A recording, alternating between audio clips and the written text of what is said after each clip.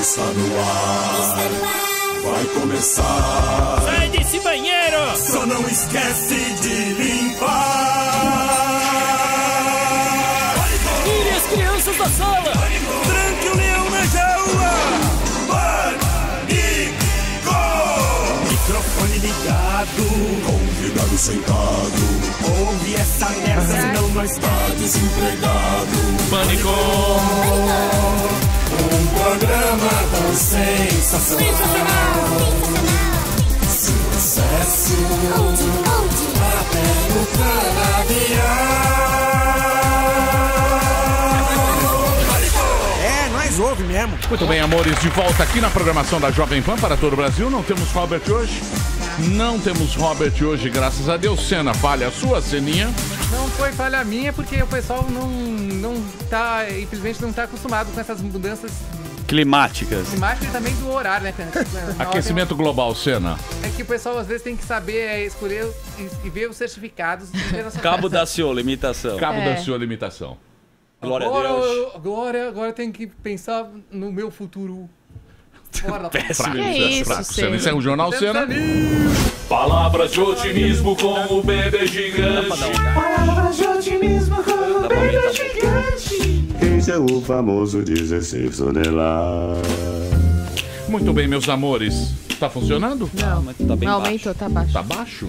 E agora? Aí Agora sim. Muito bem, meus amores. Nós temos aqui aquele nosso quadro que é muito sensacional, não é, Cena? Sim. É o Brasil. Eu já acabaria com esse quadro, que eu já enjoei dele. Já? Putz. Eu já enjoei desse quadro. Mas é bom, né? Não, é Bom, bom. mas tudo bem. Vai. Se vocês querem, se é assim que vocês desejam, vamos continuar. Eu tenho são uma- ouvintes que... Oi, pois não. A gente podia fazer o Nordeste contra São Paulo, né? Não, O próximo, não vamos entrar. direita versus esquerda. Não o vamos povo entrar tá muito... nessa. Não vale a pena. Não Melhor vale ficar a pena. piano, É, né? Posts horrorosos das pessoas. Deixa pro Face. Tá bom. É o seguinte, meus amigos. Nós temos brasileiros que foram embora do país e mandam vídeos pra gente. A Globo já encerrou o dela porque lá encheu o saco. Acredito que aqui também. Mas, não é? Vamos colocar brasileiros que não habitam, mas é o Brasil que nunca teremos. Cabide, por favor, solta aí, meu bem. Fala, Emílio, meus amigos do Pânico, aqui quem fala é Celso Katikati Júnior, estou falando do Japão, do estado de Gumaken, da cidade de Oizumi, e eu neste momento estou indo para casa da minha vizinha, vocês vão entender o porquê. Olha aqui, ó, cheguei aqui, eu estou no jardim dela e tem aqui uma geladeira, tá? Ó, aí aqui dentro tem fruta, verdura, vou pegar essas duas uvas aqui, ó. Peguei essas duas uvas. Ai, que giro caiu aqui. Aí eu vou pegar, ó, esta moeda, que equivale ao preço dessa uva, coloquei aqui, tá? Aí vou levar a minha uva. Sempre que eu tenho vontade de comer uma fruta, eu vou lá, né? Ela tem árvore de maçã, laranja, enfim, um monte de coisa aí. E você pode perceber ali que não tinha ninguém ali monitorando, tá? O dinheiro continua lá, a geladeira da mulher, né, não foi levada, não roubaram a geladeira dela. E é isso. E este aí é o Brasil que nós não temos. Isso chama-se honestidade. É um negócio que... Isso é É sensacional. uma coisa cara. que a Eu gente... amei. Chama-se honestidade. Honestidade. Aqui se a gente Ética. larga umas moedinhas no cinzeiro do carro, os manobristas pegam tudo. Os caras pegariam a geladeira e venderiam na esquina. A gente tem que assumir a nossa porção de ser desonesto, de É. ser um povo desonesto, não é? Porque triste. senão seria assim. É triste. E agora teremos o Brasil que sempre teremos, que é aquele Brasil que não muda. Pode soltar, Cabide. Fala, Emilhaça. Fala, Azul. E aí? Aí, moçada do Pânico, esse aqui é o Brasil que a gente sempre vai ter, ó. Dia de eleição, ó como é que tá a sujeira. A educação do povo, olha aqui. Aqui é o colégio eleitoral, que o povo vota e a sujeira aqui. Essa é a nossa civilização. Esse é o Brasil que a gente sempre vai ter. Um abraço aí, pessoal. É isso aí, muito obrigado aí pelo seu vídeo. Temos vinheteiro? Vinheteiro tocando uma canção para o Cheio povo. de atrações. Atenção. Lá vem. Isso! Essa é muito boa. Essa é muito boa.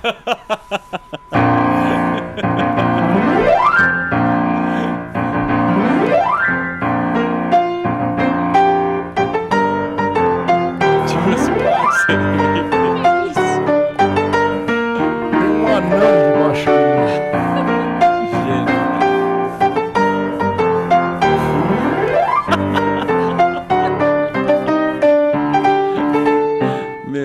Quanto você pagou pro anão? Cachê de anão é mais caro do que cachê de gente normal. Foi 700 pau. Muito bem, vinheteiro. Couve, convida! Quem você convidou, Couve? Couve, convida! Muito bem, hoje vamos falar sobre as eleições, certo, Boa. Senna? Você votou? Você fez seu voto? Fiz meu voto e deu uns candidatos, a gente vai pensar um pouquinho, fazer um balanço geral. Né? Qual foi a chapa? Aquela que nós fizemos? Alguns a gente acertou, outros... Urna funcionou? A minha urna foi tranquila, sem nenhum travamento e todo mundo com a colinha sem perder um voto. E essa camiseta vermelha, irmão? É. Não tô com camiseta... Isso tá cheirando PT. Hein? É PT, hein, Senna? É Haddad. Partidária, gente. Muito bem. Hoje nós vamos ter o Joel aqui, o Joel da Fonseca, os nossos companheiros aqui. Que time, hein, Emílio? Nosso time. Felipe Moura Brasil. Felipe Moura Brasil Rolo. e o doutor Arthur Rolo. Vamos falar das eleições, vamos repercutir aqui os resultados das eleições que nós tivemos ontem e, infelizmente, esse assunto vai ficar mais 3 semanas. Mas, meu fígado é forte. Sim, já podia ter resolvido. Podia ter resolvido. Não precisava ir lá, né? Hã? Faltou pouco. Podia ter resolvido já ontem, mas a turma não quis. Eles querem um segundo turno e vambora, porque democracia é assim mesmo. É isso. Então vamos trabalhar que tá começando o Pânico aqui na Jovem Pan.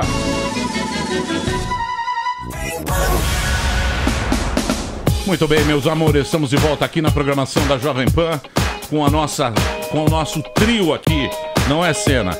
Hoje vamos falar sobre a treta nas eleições aqui no programa Pânico. Temos especialistas aqui hoje, presença ilustre, a nossa bancada espetacular que sempre faz sucesso aqui no Pânico. Temos aqui o Joel Pinheiro da Fonseca, o Felipe Moura Brasil e o nosso querido doutor Arthur Rolo, o advogado aqui. Hoje vamos falar sobre as eleições. Que alegria! As eleições que nós tivemos no domingo. Felipe Moura Brasil, surpreendeu pra você ou você já estava, você como um bom jornalista com as suas fontes, falou, não, é isso mesmo e acabou? Eu não tô nem um pouco surpreso. Tem muita gente na imprensa que está surpresa, como esteve em 2016 com a eleição de Donald Trump. Eu sempre me ative aos fatos. O Bolsonaro, de fato, encarnou o antipetismo, levantou desde cedo a bandeira da segurança pública no momento em que o país é o recordista absoluto em número de homicídios. Ele não demorou a se posicionar no momento do impeachment, em que a população brasileira foi para as ruas, ao contrário do PSDB, que demorou muito a tomar uma decisão firme nesse sentido. O próprio Geraldo Alckmin, ele, pelas informações de bastidores que surgiam na época, contava que a Dilma ficasse sangrando no governo para que ele pudesse ser um candidato de oposição ao PT, então não surfou na onda do impeachment, o Bolsonaro sim. E houve o cansaço da população depois de tanto tempo do PT no poder, com essa geração também de procuradores da Lava Jato descobrindo todos os esquemas de corrupção, o advento da internet, principalmente das redes sociais, que permitiu que se furasse um bloqueio ideológico que existe até hoje, né? Em boa parte nos meios de comunicação e cultura do país. Então tudo isso fez com que a força do Bolsonaro fosse crescendo e ele fez uma oposição ideológica também ao PT, que o PSDB em boa parte se recusava a fazer. Todas as pesquisas há muitos anos mostram que a população brasileira, principalmente em matéria de costumes, tem um perfil, um posicionamento mais conservador. Então muita gente agora está falando em onda conservadora. Você tem a onda Bolsonaro, que é o sujeito que encarnou certas posições, mas que já estão presentes há muito tempo no perfil dos brasileiros. E esse eleitorado carecia de representatividade. É óbvio que o Bolsonaro é uma figura polêmica, que se excede, que tem reações destemperadas, mas como eu vim analisando, ele acabou assumindo um protagonismo e vem o Fernando Haddad com aquele cinismo profissional petista, né? E o Bolsonaro representando uma espécie de autenticidade temperamental. O sujeito acha que ele fala o que ele está pensando mesmo e tal, pode ser CD de vez em quando, mas acaba escolhendo ele. Pode ser até que ele não tenha conseguido vencer no primeiro turno justamente pelos excessos, justamente até pelas trapalhadas no seu entorno, declarações inapropriadas que ele nessas últimas semanas tem tentado controlar. Houve informações aí na imprensa de que divulgou um áudio para o pessoal parar de fofoquinha aqui e ali, parar de atrapalhar, já está dando uma dura ali no Paulo Guedes, no General Mourão, para tomar cuidado com as palavras. Então, ele tem tido uma posição mais serena na última semana e tem se atido mais às posições seguras que sustentaram a candidatura dele até aqui, que é exigir pena mais duras para os corruptos, para os bandidos, se opor ao Lula, mostrar que é um presidiário mesmo condenado por corrupção e lavagem de dinheiro, mostrar que o plano de governo do PT inclui esse chavismo, essa venezualização do Brasil, porque o PT, o Dirceu quer tirar poderes do Supremo Tribunal Federal, quer tirar poderes... Controle social de tudo, né? Inclusive do judiciário. Exatamente, que o PT quer instituir o controle social de todos os poderes, legislativo, executivo, judiciário e do Ministério Público. Não tem poder para isso. Não tem, mas é sempre um risco. Vai tentar. Porque exatamente, como consta no programa de governo petista, eles vão tentar fazer isso de todas as maneiras. E cabe aos adversários dizer isso. Só que quem disse com mais ênfase, com mais firmeza, mostrando não ter rabo preso, foi o Bolsonaro. Então ele se tornou aí talvez o maior cabo eleitoral do Brasil nesse momento. É óbvio que o PT é perigoso num segundo turno, pode reverter, vai fazer terrorismo eleitoral no Nordeste. O Fernando Haddad já começou a fazer no próprio debate da Globo, dizendo que o Bolsonaro cortaria a Bolsa Família, aquilo que eles sempre fizeram. E o Bolsonaro fez vídeo nas últimas semanas dizendo que não vai acabar com Bolsa Família, que o que ele quer combater são os desvios no programa social, que cada desvio desse milionário poderia abastecer outras famílias que precisam e que quer tentar criar a porta de saída, quer dizer, fazer com que as pessoas consigam emprego para poder prosperar. Então ele teve um posicionamento eleitoral bastante correto, com exceção das trapalhadas de sempre, inclusive dele e do seu entorno. E isso fez com que ele tivesse muito sucesso nesse primeiro turno, alcançando pouco mais de 46% dos votos contra pouco mais de 29% do Haddad. E só para completar, uma pontuação muito importante, porque ele tem mais do que a soma do Haddad com o Ciro. Ainda que o Ciro consiga transferir todos os votos, e essas coisas não são padrão, quer dizer, não basta o Ciro declarar apoio ao Haddad e tal, que todo o eleitorado dele vai se transferir, mas mesmo que consiga, a soma dá ali 40% e o Bolsonaro fica com 6 pontos a mais. Então o Haddad vai ter de focar mesmo no Nordeste e tentar explorar a população de menor escolaridade, mais dependente dos programas sociais, fazendo esse tipo de distorção, né? E vai tentar posar de moderação para o resto do país, para tentar absorver o eleitorado dos outros candidatos. Complementando essa linha de raciocínio, a gente... Complementando? Porque... Você precisa falar mais alguma coisa? Não, é só ir na mesma linha de raciocínio, né? Tá. A Marinas colocou já oposição para os dois lados, né? Tanto para o Haddad quanto para o Bolsonaro. A Marina tem menos voto que o Cabo da Ciolo. O Ciro colocou ele não. E agora, eu queria saber, como que você acha agora, vocês? Alckmin, Amoedo, como é que vão se posicionar os outros candidatos? Eu gostaria de fazer uma outra pergunta antes da sua. Você vai complementar então muito mais a minha. É uma segunda complementação. Não, é uma primeira complementação. Por exemplo, você estava falando, o Felipe, você estava falando que o Bolsonaro, ele tem assim uma postura, ele me parece ser um cara muito autêntico, porque ele não mudou 1 milímetro. A gente já ele não se curvou 1 milímetro a patrulha. 1 milímetro.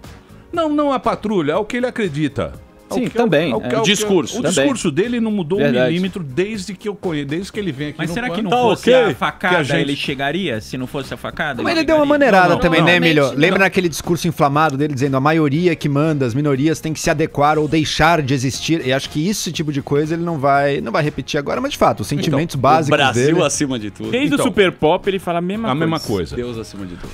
O próprio Ciro... Ele bateu muito no PT, ele bateu muito no Haddad, ele bateu muito no Lula. Claramente, você vê aí, mesmo aqui no PAN. Sim. O Ciro, né? A estratégia dele, ele precisava dos votos da esquerda para ir pro segundo turno. E agora, como é que ele vai se vender ao Haddad? Como é que eles vão sair de mãos dadas? Eu não acho que ele bateu tanto assim no PT. Ele bate, mas assopra sempre. Verdade. E no Bolsonaro ele bate de uma maneira exacerbada, né? Chamando de nazista filho daquilo, né? Para não dizer o resto, fascista, projeto de Hitler, todo esse tipo de associação. Mas ele considera a prisão do Lula injusta, ele considera o impeachment legal da Dilma um golpe. Então foi sempre batendo meia bomba no PT, e aí o eleitorado mais à esquerda acaba ficando com o PT mesmo, porque a imitação... Fica com o original, né? Fica com o original, e é sempre assim, e é por esse motivo, inclusive, que o PSDB não ganhou 4 eleições presidenciais, porque faz ali uma posição muito moderada. Se você não mostra que você é realmente diferente, que você realmente antagoniza, você não consegue vencer uma disputa eleitoral assim. E o Ciro, ele falou ontem que ele agora ia tomar uma para espalhar o sangue. Isso. E que ele não ia tomar nenhuma decisão agora, mas se posicionou contra o que ele chama de fascismo, e reiterando os ataques que ele faz ao Bolsonaro. E eu imagino que ele vai negociar agora com o Fernando Haddad o que ele pode ganhar declarando o apoio que já é assinado, já é indicado. Vamos ver se ele vai ter a humildade, né, de aceitar um ministério. Não sei se é humildade, vai garantir a boquinha, né? Mas é porque como ele participou dessa eleição, perdeu, não sei se é do perfil do Ciro também integrar o governo. Vamos ver. A Cátia Abreu já tá em campanha aberta, né, nas redes sociais contra o Bolsonaro, né? Ela começou aí a postar coisas no Twitter contra ele. E não tem nada que una mais duas pessoas na política do que um inimigo em comum, né, Emílio? Então é isso, assim, por mais que um lado bata no outro de vez em quando, tendo um inimigo em comum, eles se aglutinam, se juntam na hora. A questão é quem acredita na vitória do Haddad agora, né? Muito improvável essa vitória, né? Porque o Bolsonaro tá ali, assim, a 3% de votos. Pensando que quem votou no João Amoedo, eu imagino que mais da metade desses vão pro Bolsonaro. Quem votou no Alckmin, vai ter uma parcela ali com certeza pro Bolsonaro. Então o Bolsonaro tá assim, tá na boca do gol. O PT não só precisa ficar com a imensa maioria de quem não votou no Bolsonaro, mas provavelmente precisa reverter votos do Bolsonaro. Mas, que é muito difícil. Que é muito difícil. Emílio, olha que interessante. O Gerald, ele foi totalmente contra o Bolsonaro, né? Bateu muito no Bolsonaro. E, obviamente, que ele não é do PT. E agora? Onde estará Gerald? Não, o PSDB é o grande perdedor dessa é o que você falou. Ficou tão em cima do muro que a gente não sabe o que os caras vão pra onde. Porque o PSDB era oposição à direita ao PT, né? E agora existe uma direita que não tem nada a ver com o PSDB. Isso, então o PSDB, o que sobrou pra ele? Sobrou talvez São Paulo com o Dória, que Dória já não é alguém historicamente do PSDB, alguém que é o oposto do que o PSDB clássico acreditava ali. Minas Gerais, em que talvez o PSDB ganhasse com facilidade, agora mudou, flipou, porque tá na mão do Novo, possivelmente. Essa realmente, acho que foi, na minha opinião, pelo menos bastante inesperada, essa virada do Zema. E as pesquisas aí falharam mesmo em captar isso, porque ele tava subindo, mas primeiro lugar com 40%, isso realmente as pesquisas não mostraram. Esse Zema é uma figura, parece o Nerso da Capitinga falando. E você vê... Não, mas não é, curioso, é muito curioso isso. Aí que você vê que a galera quer mudança mesmo, né? Exato. Porque, porra, Belo Horizonte é o lugar que tinha o Dr. Tancredo, aqueles discursos, aquela retórica, né? A velha boa política brasileira ali é Minas Gerais. Parece o cara fala, puta, esse cara parece um nerd, mas nós vai fazer uma coisa que... E tá mais assertivo que o mineiro costuma ser, né? Que o mineiro é aquele que só presta apoio no câncer, assim, fora disso não tem. E o Zema não, o Zema mais assertivo. Quem é esse Zema, Evidentemente você de Minas sabe, uma votação maravilhosa, um belo candidato, não quero falar mal de ninguém aqui, evidentemente, né, doutor Roma? Grande Zema, mas nos causou uma surpresa, nós de todo o Brasil. Azarão, né? Um empresário defendendo bandeiras liberais do Partido Novo, mas que teve um posicionamento que foi muito importante nessa subida final dele, que foi no debate da Globo. Ele disse que quem quer mudanças para o país deve votar em João Amoedo, que é o candidato, era o candidato, agora foi derrotado, do Partido Novo, que é o partido dele, ou no Jair Bolsonaro. Então ele fez um aceno claro ao Bolsonaro, ele se aliando ali, pelo menos, que foi o que aconteceu no Rio de Janeiro também, popular, né? Exatamente, ao Bolsonaro. E lá em Minas Gerais, a polarização PT e PSDB, que existia de uma forma mais acentuada no cenário nacional, persiste por falta de outras opções, e o Novo conseguiu surgir ali como uma opção contrária a essa polarização, e a rejeição do PT e do PSDB é alta, então o Zema surfou nessa onda do Bolsonaro, assim como aconteceu no Rio de Janeiro com o Wilson Witzel, um ex-juiz federal que fez campanha com Flávio Bolsonaro, que foi eleito em primeiro lugar para senador pelo Rio de Janeiro, e que surfou na onda do Bolsonaro e acabou liderando a apuração das urnas na frente do Eduardo Paes, que aparecia até anteontem, até sábado, como líder das pesquisas, e ele passou bem também, assim como o Romeu Zema passou bem. E o João Dória, como estava dizendo o Joel, ele tem um perfil diferente do histórico do Tucanato, porque ele foi eleito no primeiro turno em São Paulo em 2016 contra o Haddad, fazendo um discurso antipetista muito mais firme, muito mais acentuado, muito mais anti-Lula do que o PSDB sempre fez. Então, era isso que a maior parte do eleitorado estava pedindo. Agora o Dória se desgastou com outras questões, né? Por ter largado o mandato da prefeitura no meio, que foi bastante explorado pelo Márcio França, que conseguiu polarizar com ele, muito mais do que o Paulo Scaff, um bom debatedor, articulado, o Márcio França, que provocou muito o João Dória, colocou frases de efeito: o senhor prometeu 43 vezes que cumpriria o seu mandato até o final, como é que alguém vai acreditar na palavra do senhor? Aí ele provoca, aí o Dória se irrita, responde, ele fala: o senhor está irritado, o senhor não aceita crítica. política. Falou o negócio de ser gordo e ser magro, que ele usou na campanha, né? Porque usou a doença. Planta da 23 de maio. Teve duas tendências muito claras nessa eleição, né? A primeira é um voto pela renovação, assim, tiraram nomes consagrados e antigos da política, né? Isso Romero também, Jucá, né? chutado de Roraima. Dilma Rousseff, que achou que ia se eleger facilmente, não conseguiu. Enício Oliveira no Ceará. Suplicy em São Paulo. Lindbergh no Rio de Janeiro. Várias elites, nomes da classe da política. O Aécio também. Alguns conseguiram. Então sobraram. Mas essa é uma tendência. A tendência é renovação e fora do Nordeste, a tendência clara à direita, o voto antipetista, que se consagrou especialmente no Bolsonaro e pessoas aliadas ao Bolsonaro. Agora eu queria chamar a atenção para o caso do Nordeste, como eu chamei ontem na cobertura da Jovem Pan, que o PT teve 4 mandatos presidenciais com a caneta na mão para fazer programa social lá, o Bolsa Família, que o José Dirceu, segundo o Hélio Bicudo, fundador do PT, que depois se voltou contra o partido com o pedido do impeachment, o José Dirceu dizia que eram 40 milhões de votos, 50 milhões de votos. É óbvio que o Bolsa Família tem uma importância para quem está numa situação muito delicada economicamente, só que o PT nunca se preocupou em criar a porta de saída, evidentemente, criar as condições de que os beneficiários do Bolsa Família tivessem emprego. Então, 4 mandatos do PT e mesmo assim o Bolsonaro conseguiu ter uma penetração, porque é uma vitória sem dúvida forte do Haddad no Nordeste, mas se você for ver os resultados, o Bolsonaro tem 20 e poucos por cento, 25, 30, 30 e poucos, dependendo do estado. Então ele conseguiu penetrar sem capilaridade, sem máquina partidária forte, fazendo campanha. Ele foi lá pro Nordeste no começo da campanha, voltou no final. Tava dando entrevista, na última semana fez acenos ao Nordeste, preocupado com esse eleitorado, e agora, depois do resultado de ontem, já falou do Nordeste de novo. Porque ele percebeu, eu estava comentando aqui na transmissão, que vai ser o foco do PT, porque é a maior possibilidade que o PT tem de reverter votos que já foram para o Jair Bolsonaro. Aqui no Sudeste, principalmente, ele está com uma fortaleza muito forte. Muito difícil tirar voto dele aqui. Ele tem candidatos a governo do estado no segundo turno apoiando ele no Rio, em São Paulo e em Minas Gerais. Quer dizer, João Dória declarou aqui para Jovem Pan, com todas as letras, que apoia o Bolsonaro, que é contra o PT, que tem afinidades com a política econômica do Paulo Guedes, com as bandeiras liberais, privatizações, e lá no Rio, Wilson Witzel, lá em Minas, portanto, o Romeu Zema. Ele vai ter palanque, ele tem uma fortaleza muito forte. Acho que o investimento, a disputa maior vai ser no Nordeste. Vai pra onde, você acha? Márcio França. O Márcio França ficou nessa posição delicada, né? Se ele declarar apoio ao Haddad, ele pode perder uma parte do eleitorado que rejeita o PT. Se ele declarar o Bolsonaro, ele vai ser o segundo, porque o Dória já fez isso. Tá muito difícil pro Márcio França aqui.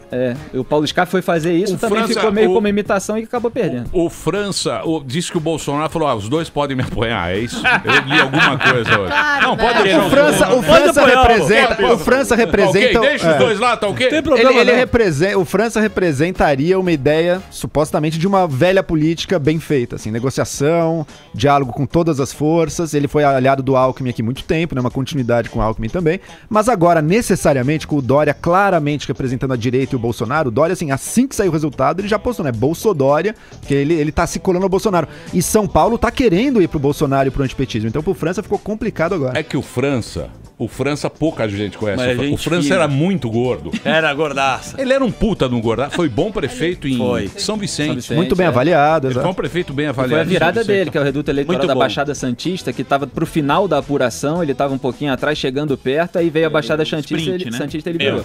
O Felipe falou, que vem aqui, você viu ele no debate, ele deu uma apavorada no Dória, ele foi bem pra cacete. Você tá nervoso, Dória, calma, você é marqueteiro. Ele ficou mais laranja ainda do que ele já. Participei lá do debate, eu vi. Impressionante, cara. Ele perguntou, ele fez quase que uma prova oral. Você sabe qual é a dívida do Estado, as precatórios, né? Reconhecidas pela Justiça. Aí o Dória fugiu, saiu pela tangente e tal, aí veio o intervalo, os assessores do Dória foram lá, deram o número, sobraram o número. Ele foi lá e caguetou. Malandramente falou assim, e o senhor disse errado, porque o França disse, são 23 bilhões de reais. Aí o Dória, pra tentar reverter a situação, falou, são 22 bilhões de reais, o senhor tá errado. Agora, não vem mandar em mim, ele falou pro Dória, você não vem mandar em mim. Vai ser uma briga boa. Uma briga boa, essa aí vale a pena assistir. Viu? Vai ser uma briga boa em São Paulo, né? E só pra deixar claro, a posição do Bolsonaro foi de liberar o pessoal do PSL para escolher o seu candidato em São Paulo. Quer dizer, ele posou ali com uma certa superioridade. O Dória declara apoio em mim, muito grato e tal, não sei o quê, mas para ele não é bom também fechar apoio a ninguém que possa ter uma rejeição alta e possa prejudicar ele na corrida nacional. Mas a Janaína Pascoal, vocês viram a votação? Mais votada. De Mais 2 votada, milhões sim. de votos na Assembleia Legislativa do Estado de São Paulo. Isso nunca aconteceu. Mais de 2 milhões de votos. Foi deputado estadual mais votada que o deputado federal, que foi o próprio filho do Bolsonaro. Então, será que ela se arrependeu de ter querido só a Assembleia, né? Será que ela... Com certeza ela podia ter ido até pro Senado se bobear com essa votação. Felipe, essa nossa Câmara de Deputados, né? Ela tá aparecendo na casa dos artistas, vários ex-BBBs, etc. lá. Você acha que o Haddad ou o Bolsonaro vão ter facilidade de lidar com essa turminha muito maluca? Que turminha que eu não entendi? Como é que é o a Câmara. A Câmara dos Deputados. Federais. A turminha é a turminha do Bolsonaro. Tem 51 do Bolsonaro, 57 do PT. Isso é até muito engraçado, porque eu dizia que foi muito explorado contra o Bolsonaro o fato dele não ter apoio no Congresso Nacional. Você tem um discurso anti-establishment, anti-sistema. O que eu dizia era o seguinte: sempre se você tiver uma eleição com bastante apoio popular, bastante apoio do eleitorado, o Congresso vai na onda. Quando surge alguém com perspectiva de poder, o pessoal se aproxima da boquinha. Na hora. Então, é isso que vem acontecendo ultimamente. Resta saber qual vai ser o ponto, né? Na última semana, antes da eleição, a Frente Parlamentar Agropecuária fechou apoio ao Bolsonaro. Eram 261 parlamentares, agora tem que refazer a conta para ver quais que ficaram. A bancada evangélica declarou apoio, eram 203 parlamentares. Mas não são, evidentemente, 464, porque existe muita interseção. O Bolsonaro, no discurso de vitória dele, falou em 300 parlamentares já aliados a ele. Então ele tem uma provável governabilidade, sim. É claro que vai ter que fazer determinadas negociações com o Congresso Nacional, que são normais. Agora, você acha que ele vai fazer um partido dele? O Bolso? Bolsonaro? O PSL virou o partido dele agora. Mais ou menos, né? Segunda maior não bancada é nem o PRN da do Collor? Lembra o Collor também? Mas quem se elegeu ali dentro, se elegeu na esteira e no também. voto do bolsonarista. Na gola dele. Então, exato. Eu sei, mas você não acha que ele vai pra... Acho que é um partido que já tá bem alinhado com ele ali, ele já domina. Hoje o Congresso está bastante fragmentado também, né? Acho que a gente não vai ter nenhuma, mesmo depois das migrações, acho que não vai ter nenhuma bancada aí com mais de 100 deputados, então vai ser muita negociação. O Bolsonaro não tem muita equipe junto dele, né? Uma equipe pequena, então de onde virão as pessoas que vão compor o governo? Dessas alianças e dos aliados que ele fizeram no Congresso. A bancada ruralista, bancada da Bíblia, bancada da bala, provavelmente esses aí vão estar dando as cartas aí. Criar partido agora não é negócio, a gente estava vendo, inclusive, estava falando com o Felipe antes da gente entrar, que agora tem a cláusula de barreira, que se não é atingida, os partidos ficam sem tempo de televisão e sem fundo partidário, o que viabiliza um partido tempo de televisão e fundo partidário. Então, mas vamos explicar para o afegão médio. O afegão médio é importante explicar. A cláusula de barreira é o quê? Quem não atingiu uma porcentagem, um determinado número de votos, ele vai perder o direito, porque todos os partidos têm direito a uma grana. Um fundo partidário, que é o dinheiro, para eles se manter. Que eles vivem disso, e também tem o horário de televisão. E o horário de televisão eles fazem um acordo propaganda eleitoral com os maiores e tal. Junta a coligação para formar o maior tempo, que foi o que o Alckmin fez. Já na próxima eleição. Isso, já então, na próxima eleição, já na próxima legislatura. Aí já entram as regras novas aí da... A partir do ano que vem? A partir do ano que vem. Então vai acabar uns 15 partidos? Então, a tendência é diminuir. Então aqui tá falando em rede mais 15. Tá falando em 16 partidos. E aí, o que acontece? O que tá na emenda constitucional? É interessante a gente falar isso, que aquele eleito pelo partido que não atingiu aqui a cláusula de barreira, ele pode mudar de partido sem... perder um mandato, não tem aquela questão da fidelidade partidária. Então, a tendência é que agora os partidos maiores aí vão atrás desses eleitos pelos partidos que não atingiram a cláusula de barreira. Mas cabe lembrar um ponto, por exemplo, o Partido Novo, que foi bem sucedido nessa eleição, pela primeira eleição dele aos cargos federais, aí conseguiu 8 deputados, mas não conseguiu cumprir a cláusula de barreira. Só que pro Novo, ele já não usava o dinheiro do fundo partidário e o tempo de TV para ele também não era tão importante assim. assim. Então a estratégia de um partido como o Novo, um partido comprometido com ideais e que já tem uma estratégia de financiamento própria, para ele a cláusula de barreira não vai ser um definidor, ele pode seguir existindo e crescendo. Mas pode ser que deputado pule fora, né? Pode ser, pode acontecer, mas idealmente ele tenta pegar pessoas comprometidas ali com o projeto. Só para registrar os números, o PT vai ter a maior bancada na Câmara dos Deputados com 57, PSL do Bolsonaro fez 51, é um número incrível, o PP 37, o MDB, que sempre teve maiores bancadas, 33 apenas, PR 32, PSD 32, PSB 32 e o PSDB aí diminuindo para 29. Quer dizer, o PSDB sai muito fragilizado dessa eleição. Muito bem. Muito triste. Posso tocar uma música? Marina, a Amandinha está triste demais. Amanda nem colou aqui. Por isso que ela não veio hoje? Ela tá triste demais. Eu tô feliz.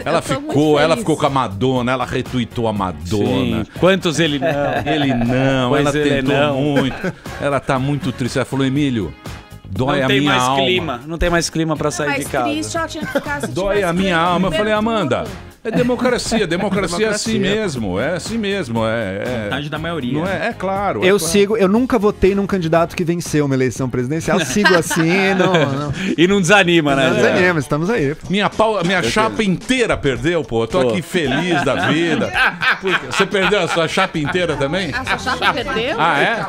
Perdi minha chapa inteira. Inteira? Votei com o coração, peguei o coração, votei lá. Eu também. Esse jogo do bicho tinha também. perdido. Tirei voto, fiz Agora que eu quero ver esse segundo turno aí, o Joel vai saber falar bem, porque ele é um cara bem ponderado pros dois lados. ver, Tanto olha, eu direita ou pra esquerda. Depois eu queria que você colocasse quais são os pontos positivos ou negativos entre o nosso querido Bolsa e Haddad. Não sei quem é pior, viu? Mas vamos tentar ver aí. Você acha que são duas? Eu não gosto, eu não tô feliz não, mas Eu sabia! vida que segue, meu, vida Lógico! que segue. São Ele duas não consegue alternativas nem ruins. Então, pra mim tá bem difícil escolher. Então, aqui. mas você sabe o que eu tava pensando? Escolheu menos pior, né? Eu tava pensando o seguinte. A gente é meio burro. Por que burro? Porque a gente é burro. O povo é burro. Porque é o seguinte, quando vai a gente sempre acha que a autoridade tem que ser mais que a gente. Tá. Não é? Ela tem que ser mais inteligente que a gente, ela tem que ser mais esperta que a gente, como se a gente fosse um ser muito frágil. Né? A gente tem. Eu não sei se isso é uma coisa aqui do Perfeito, Brasil. né? Um idealizado. Tá? Isso, então você vai lá, você fala, Alexandre Frota ganhou, você fala, meu. Demais. Como é que pode? Como é que com pode força, esse irmão. cara ganhar? Robin da Praça é Nossa. O Robin da Praça é Nossa. Glória a Deus. Então, mas é a mesma voz que o Cabo da Ciolo. Mas o Frota é um cara igual a gente. Ele é gente como a gente. Ele chora sozinho. Não é, ô Felipe? Você não É uma acha moça, isso? o Frota. Por que a gente tem esse pensamento que esse pensamento é um pensamento muito. Que a gente se rebaixa. É, a gente se sente muito Curva. inferior. Inferioriza perante os representantes. Olha, eu não tenho, não. Eu não tenho esse pensamento, Tem não. um azul. E como já se tornou até senso comum dizer, no Brasil muitas vezes se vota no menos pior, né? As pessoas não precisam concordar 100% com as ideias, nem com os comportamentos dos candidatos para votar nele. E essa eleição está mostrando, inclusive, a força do voto contrário àqueles que as pessoas não querem realmente de jeito nenhum. E o antipetismo tem muita força nesse momento, uma força que foi subestimada pela própria classe política, foi subestimada pela Pelo imprensa. próprio PT também, né? Você tá falando da direita.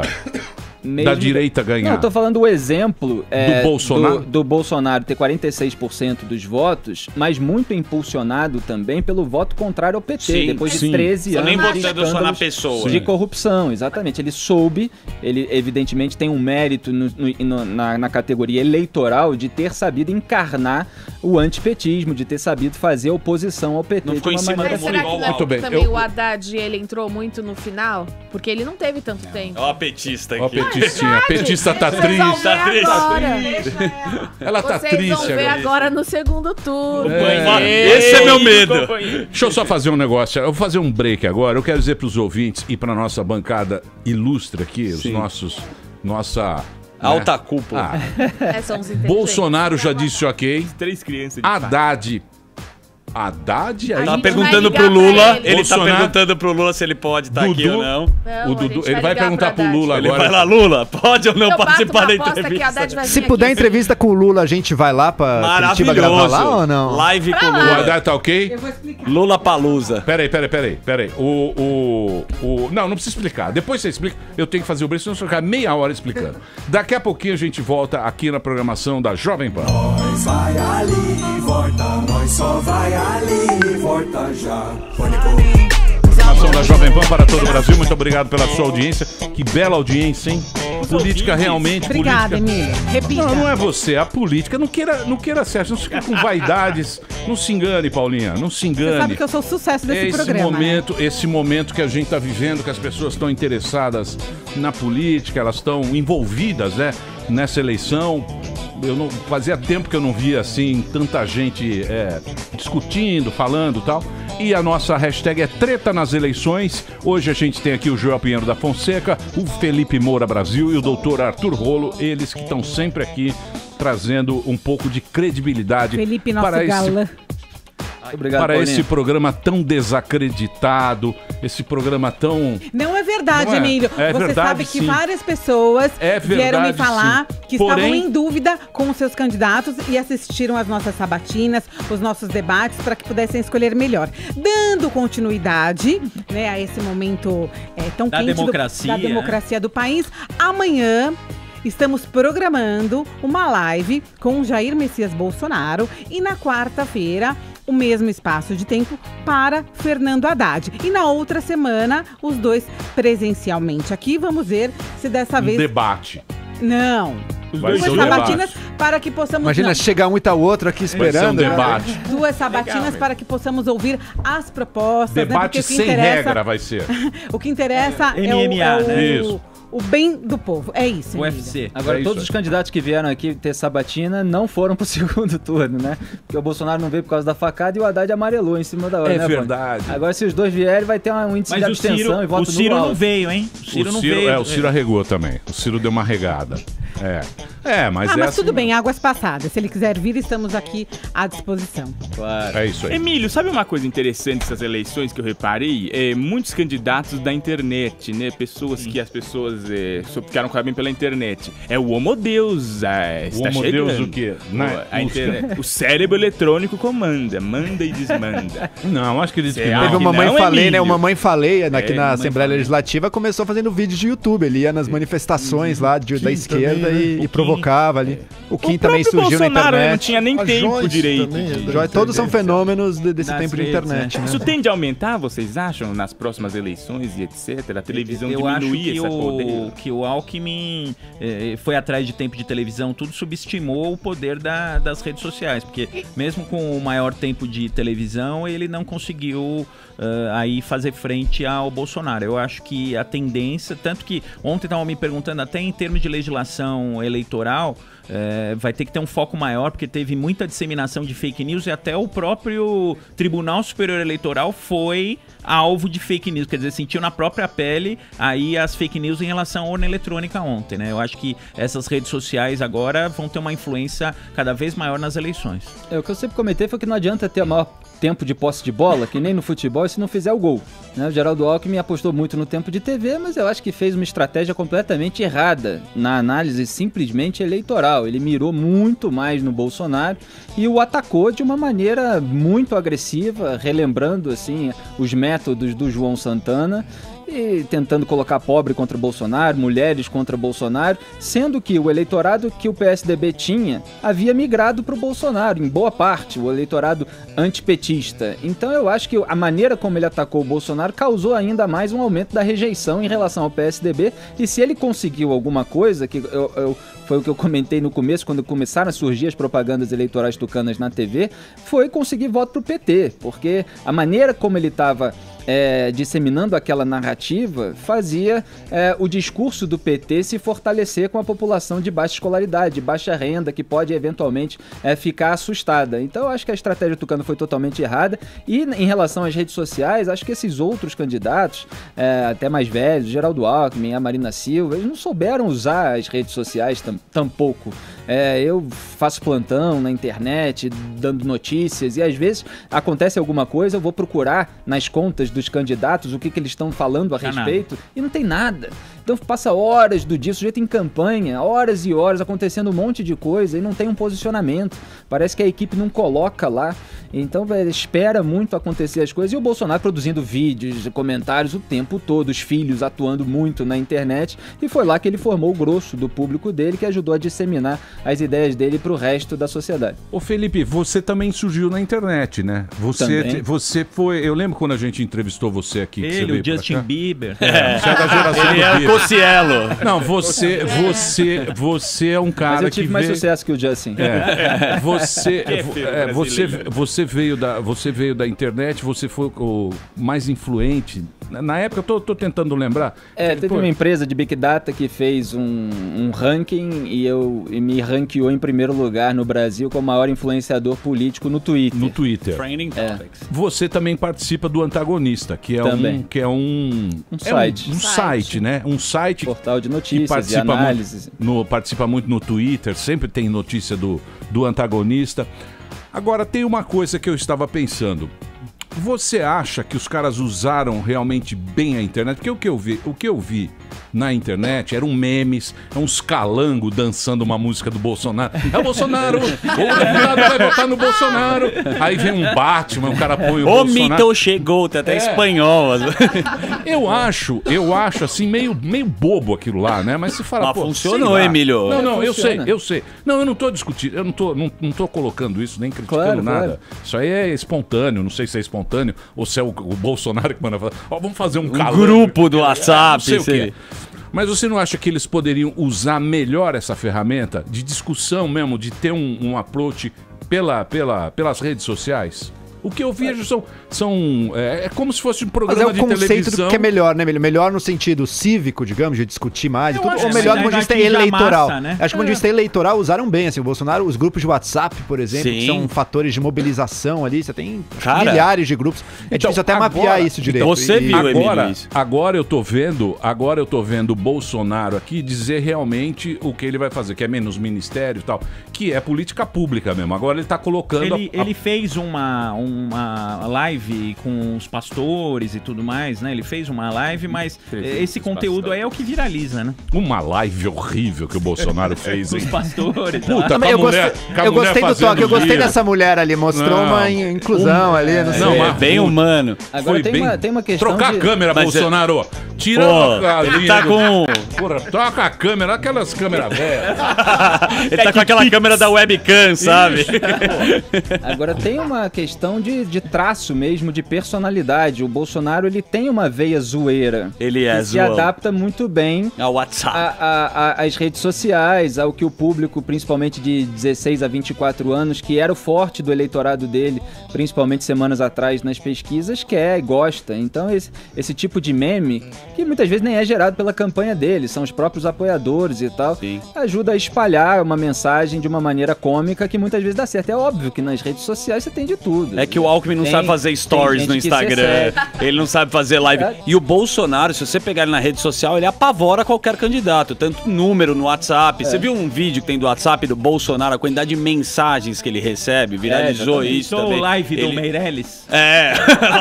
Live do Meirelles trava. Meirelles, ninguém chamou, né? E o WhatsApp, se você tiver milhões numa lista de contatos e o Bolsonaro dispara conteúdo de campanha pra lista de contatos dele todos os dias, você tem um acesso direto à pessoa que tá lá com o celular e ela recebe ali, né? Na rede social você conta com que a pessoa vai entrar, vai ver e tal, mas no celular a pessoa recebe.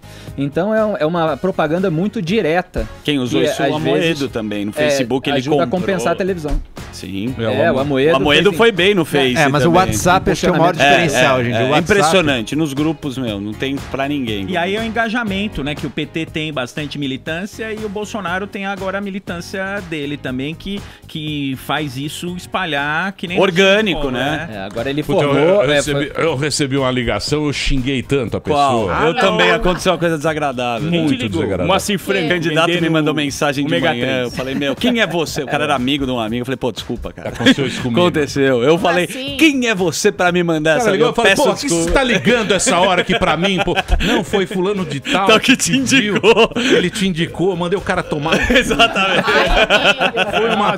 Aí eu falei, mas me desculpa, não sabia. Vou votar no senhor. Pra ele. É uma situação.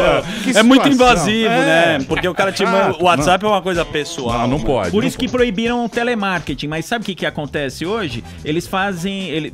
proibiram o telemarketing em função do telemarketing do mal.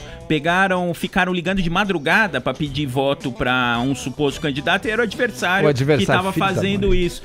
Então essas sacanagens... Sim. Inclusive tem crimes previstos, tem punições pra quem se faz passar por outro na internet, justamente isso. Mas vai precisar fortalecer. E nesse caso, doutor, o que você achou? No fake news ou não? Que os caras foram votar com a arma pro Bolsonaro, apertando, que não dava pra votar pro Haddad. A hora que você ia votar pro Bolsonaro já apareceu o Haddad.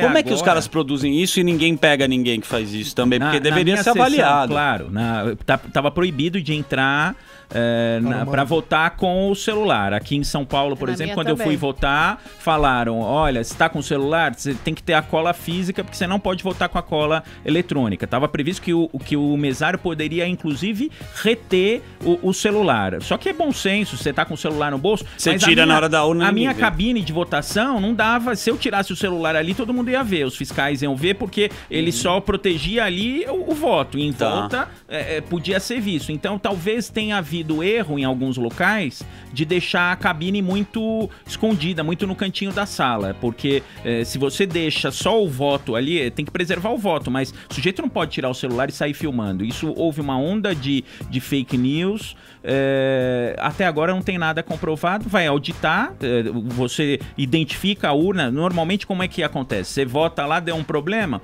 você pede pra constar, você não precisa lavrar boletim de ocorrência, teve gente que foi pra delegacia lavrar uma menina chorando com o pai, não sei se vocês viram também. Não vi isso. Aí o que acontece? Lavra na ata, coloca na ata o problema e aí a Justiça Eleitoral vai auditar a urna e vai dizer se tem problema ou não. Mas teve gente que votou errado. Eu ouvi falar de caso, quando eu fui votar para governador tinha 3 números. Por quê? Porque tinha o segundo senador e tinha gente que não sabia do segundo senador.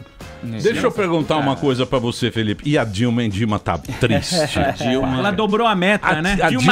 A Dilma tá mais triste que a Marina Manteiga.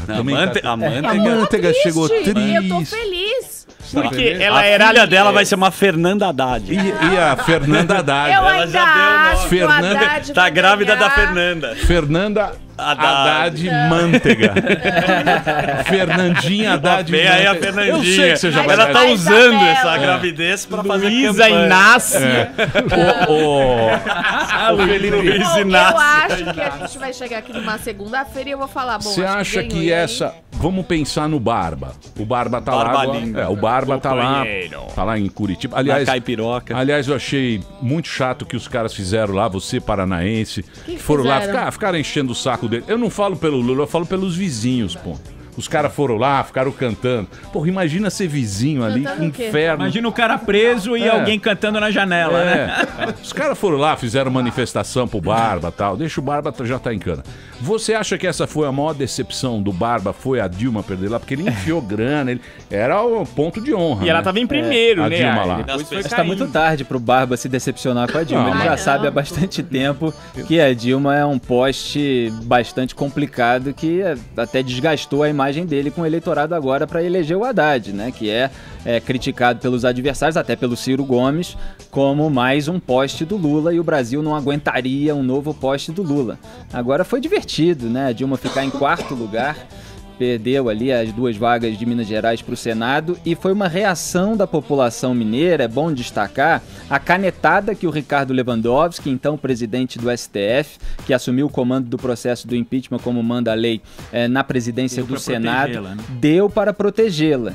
O impeachment faz com que o presidente da República perca o mandato e também perca os direitos políticos, quer dizer, o direito de se candidatar a um cargo público eletivo. né? E o Lewandowski, na hora da votação, ele fez o que a gente chamou de fatiamento da votação do impeachment e acabou salvando os direitos políticos da Dilma, apesar da perda do mandato. Então o impeachment acabou gerando apenas a perda do mandato. Na época eu fiz até uma ironia, porque eu encontrei uma questão de uma prova de concurso público, uma prova da OAB, da Ordem dos Advogados do Brasil, que mostrava que aquilo que o Lewandowski fez era a resposta errada da questão. Então o Lewandowski teria zerado a questão, não passava na OAB. Foi um absurdo, foi um acordão que ele fez com Renan Calheiros, do MDB, parceirão do PT, para salvar os direitos políticos da Dilma. E agora ela realmente fica inelegível por 8 anos, porque eleição de 4 em 4 anos, ela não foi eleita agora e era previsão de perda com o impeachment, seria ficar inelegível durante 8 anos. Então uma bela reação da população mineira em cima da hora, contrariando aquilo que as pesquisas diziam. Ótimo, pena que não aconteceu com o Aécio isso, né? Na festa pronta. Como vocês explicam o Aécio? Não, exatamente, foi diferente porque o Aécio teve a esperteza de se candidatar à Câmara dos Deputados, não ao Senado.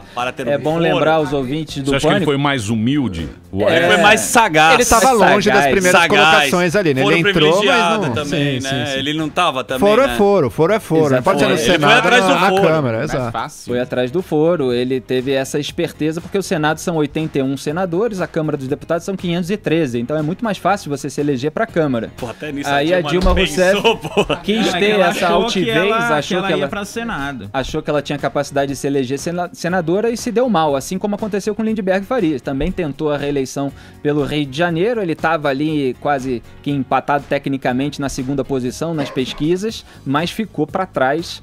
Inclusive o César Maia estava na frente dele e o Flávio Bolsonaro, filho do Jair. O Flávio Bolsonaro acabou disparando em primeiro lugar e o Harold de Oliveira, que não era esperado, acabou passando o César Maia também. O César Maia ficou em terceiro, Lindbergh em quarto, assim como a Dilma em Minas Gerais. O Rodrigo Maia ficou com quanto?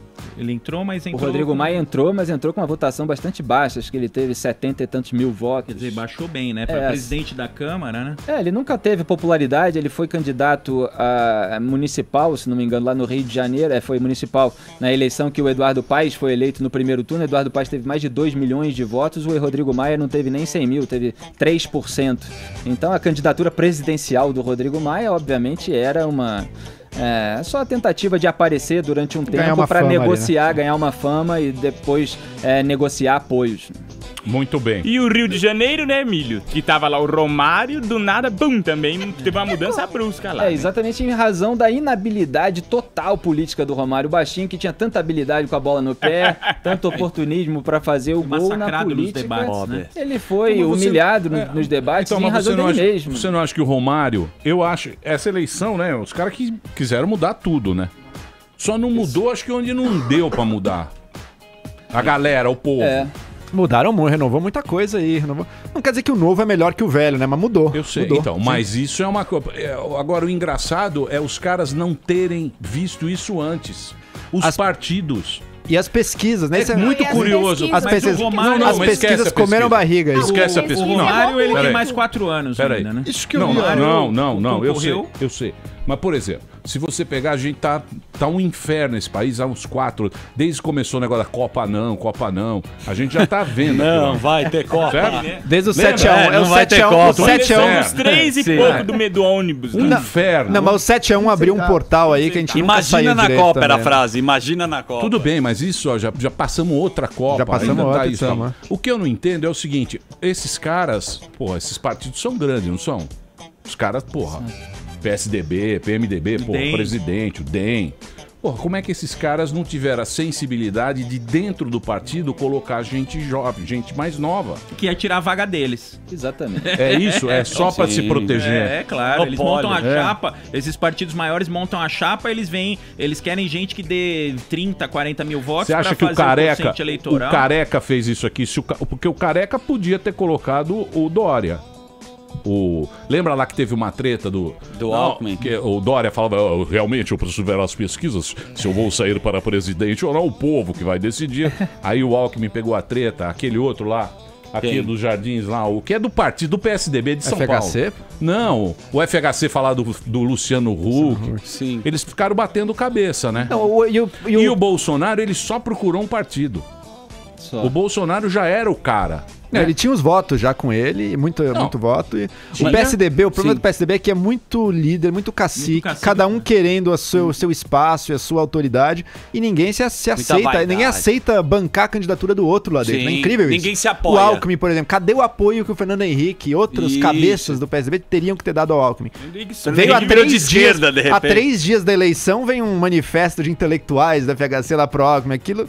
Eu não entendi como é que a virada não veio ali, né? Porque com o manifesto de intelectual, né? Como é que não virou o jogo ali? Acabou não dando. Mas nessa onda que a Emília tá falando, será que o próprio Dória, ele está já mirando a presidência, ele vai sair de governador se ele também pode sair, ele entra lá e já vaza lá mais pra frente. Essa é a mira do Dória. Eu acho que é a mira, sim, e tem muitos analistas dizendo que o Dória poderia ter um resultado melhor do que o Geraldo Alckmin nessa campanha. Não sei, sabe? Porque eu acho que o Bolsonaro vem fazendo um antagonismo ao PT há muito tempo, e era isso que faltava, uma bagagem do Geraldo Alckmin nesse sentido, e obviamente foi desgastado também em razão dos escândalos do PSDB, do Aécio Neves, aquela gravação desgastou muito nacionalmente o PSDB, a prisão do Eduardo Azeredo, que não foi expulso do partido. Ele demorou para se posicionar, o Alckmin também. Essas perguntas aqui pro Geraldo Alckmin. Mirenda, né? O vinheteiro, depois daquela pergunta do vinheteiro. O vinheteiro tirou a candidatura do Alckmin. Não, mas agora... Não, mas acho que acabou pro Alckmin, não acabou não? Mas, e no momento de que a população pedia renovação, veio com um candidato mais antigo, que é muito técnico, que tem dificuldade de falar simples também, como o Aécio tinha em 2014, eu comentava muito, ele falava amalgamar, contingenciamento. Ele colocou o chapeuzinho, o Alckmin lá do Calango. Fazendo analogia de futebol, entendeu? Claro que como cabo eleitoral da Dilma, mas tá lá com o pessoal que sabe falar a língua do povo. E o Bolsonaro, até pelas suas limitações, mas com uma linguagem simples e direta, consegue se comunicar melhor do que o Geraldo Alckmin. Ok. Você acha? Não, em relação ao povo, ao pessoal de baixa escolaridade, não é que eu acho, é o que está comprovado nas urnas. Não, eu acho que o Bolsonaro é o único cara que fala de igual para igual com o Lula.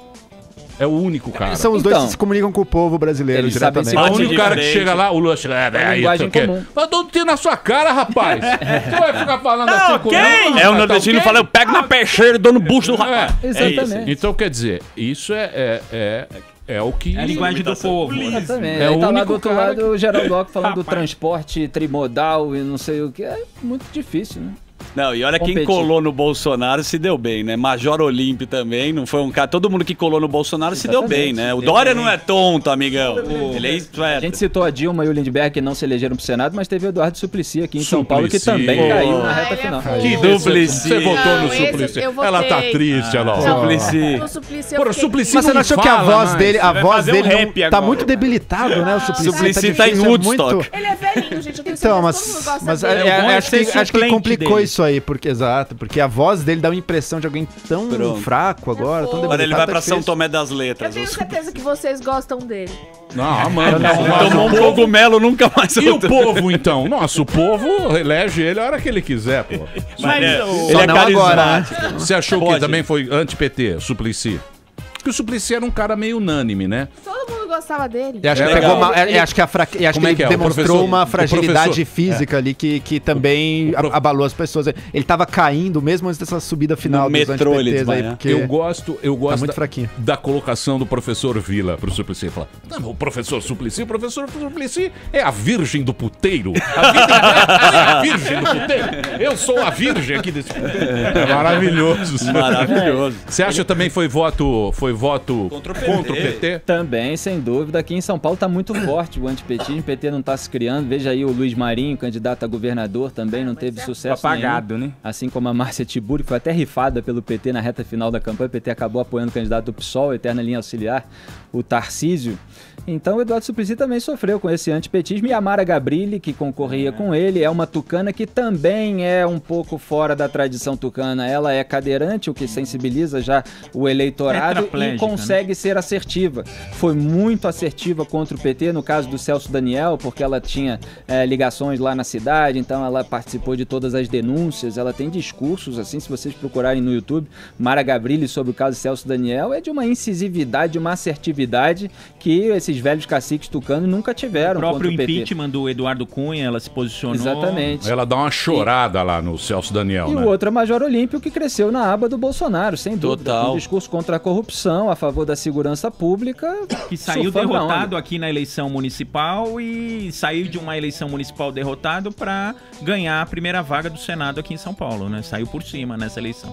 Mas não era um cara expressivo, o mesmo... Mas na rede social ele tava bombando, Emílio. Quem? O Olímpio, ele tava junto com o Bolsonaro. O Olímpio é Bolsonaro. Então, por isso que eu falei, a força do Bolsonaro elegeu ele, O de Olímpio é fato. Bolsonaro. É isso. O Bolsonaro levou essa galera. Levou, é isso que eu falei, tem essa força. Tanto que estão falando do governador do França lá, ele também, o Dória usa disso, né? O Dória fala que é a favor do Bolsonaro. Ele Fala, deu um salto. O Dória você tava lá com o PT, com o Lula também, ele joga essa Não, o Dória deu um salto na reta final aí graças a isso. Né? Falou que ia atirar pra matar nos bandidos, associando ao Bolsonaro. Quase apoiou o Bolsonaro no primeiro turno, só não foi formalmente, porque o partido dele tinha candidato, mas ele deu um belo salto aí nessa reta final graças a isso. E o perfil do Major Olímpio é muito próximo do Bolsonaro. É aquela linguagem também popular, aquela postura firme de delegado, de major, né? De militar que ele tem.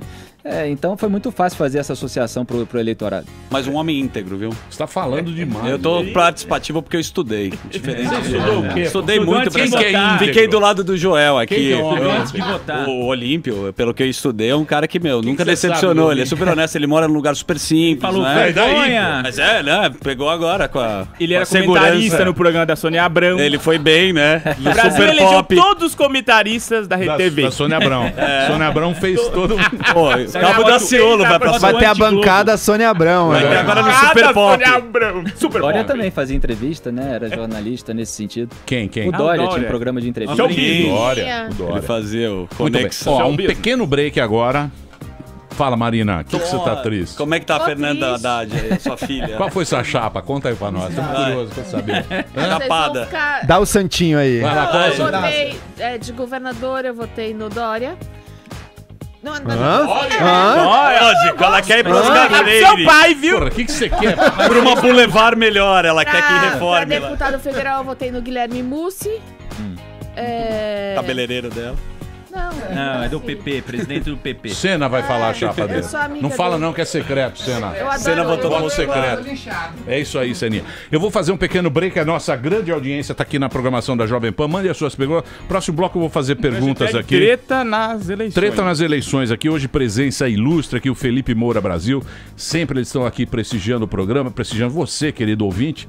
O Joel Pinheiro da Fonseca tá aqui, o doutor Arthur Rolo. E no próximo bloco vamos falar das fraudes nas urnas. Muita fraude. Muita fraude. Mas teve a fraude da fraude também, cuidado aí. Muita fraude. Daqui a pouquinho a gente volta aqui na Jovem Pan. Cheguei agora da Muito bem, meus amores, estamos de volta aqui na programação da Jovem Pan. Estamos falando de política nessa segunda-feira, depois do primeiro turno. Joel Pinheiro da Fonseca está aqui. O Felipe Moura Brasil está aqui também com a gente. Ele está lá com o... Aliás, eu estava te ouvindo na sexta-feira.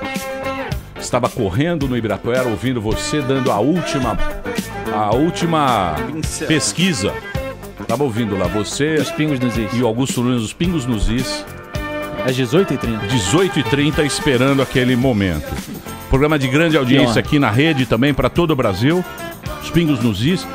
O Joel tá aqui, o doutor Arthur Rolo, ele que sempre está com a gente lá no Serasa, no SPC, lugares que nós frequentamos. Agora vai precisar de advogado, porque o Ciro não emplacou, não vai limpar o nome. Não vai limpar o nome de ninguém mais, né, doutor? Essa era a nossa esperança, não é? O pessoal já fez dívida por conta. Pois não, Paulinha.